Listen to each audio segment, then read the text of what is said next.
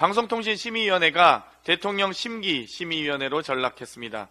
청부 민원, 셀프 민원에 이어 대통령 심기를 위한 충성 심의까지 방심위가 류일임 위원장 개인의 징계 놀이터가 되었습니다.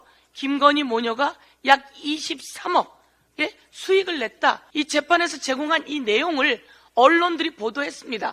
이것을 가지고 방심위가 YTN 이브닝 뉴스나이트에 이것을 보도했다고 경고를 내렸습니다. 또 MBC 김종배의 시선 집중에 주의를 줬습니다. 이게 방심위가 할 일입니까? 결국 대통령이 총선 이후 아무런 변화가 없으니 방심위는 아랑곳하지 않고 입틀막 심의만 남발하고 있습니다. 대통령의 심기를 관리하고 대통령 부인의 주가 조작을 방송하면 이것을 낱낱이 찾아서 경고 때리고.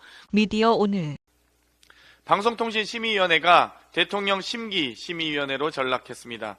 청부 민원, 셀프 민원에 이어 대통령 심기를 위한 충성 심의까지 방심위가 류일임 위원장 개인의 징계 놀이터가 되었습니다.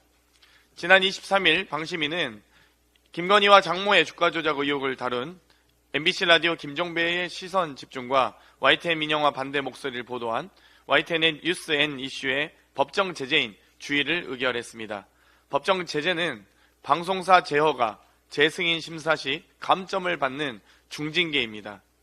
더욱이 이번 총선 기간 중 선거방송심의위원회가 의결한 26건의 법정 제재 가운데 16건이 MBC에 집중되어 있습니다. KBS, YTN에 이어 MBC마저 굴복시키고 싶은 것으로 보입니다.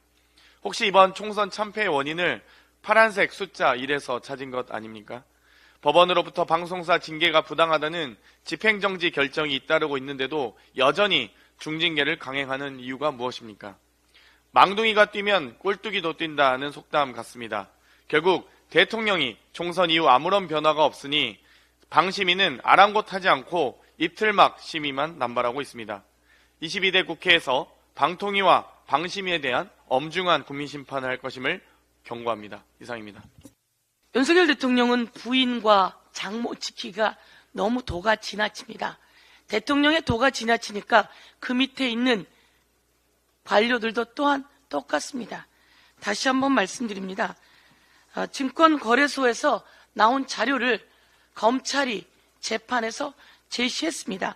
그 재판에서 제시한 자료에 의하면 김건희 모녀 이치모터스 주식 매매가 약 김건희 13억 9천만 원, 그리고 최윤순 9억이라고 나와 있습니다. 그래서 여기서 김건희 모녀가 약 23억의 수익을 냈다라고 이게 종합거래소에 나와 있는 자료입니다. 이것을 검찰이 재판에서 제공한 겁니다. 이 재판에서 제공한 이 내용을 언론들이 보도했습니다.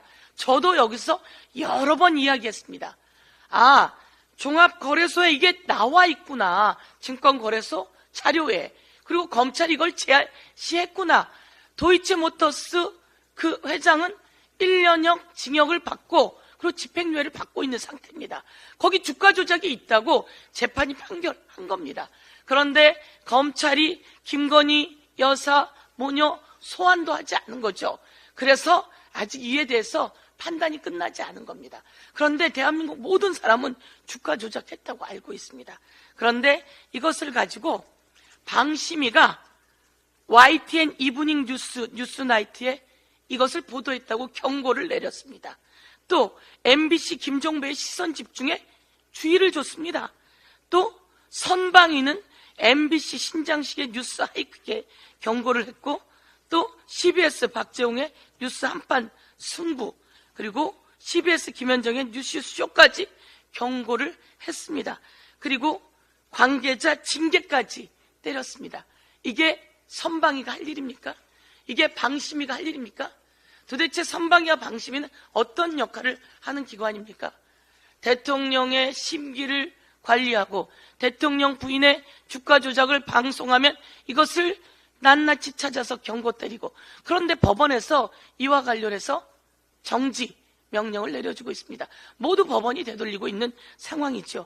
다시 한번 방심위, 선방위 관계자들에 대해서 국민의 심판이 있을 것이고요. 저희들이 국회에서 이를 낱낱이 조사하고 그리고 이에 대해서 국민께 이에 대한 방심이 그리고 또 선방에 대해서 저희들이 조치를 할 수 있게 국민께 보여드리도록 하겠습니다.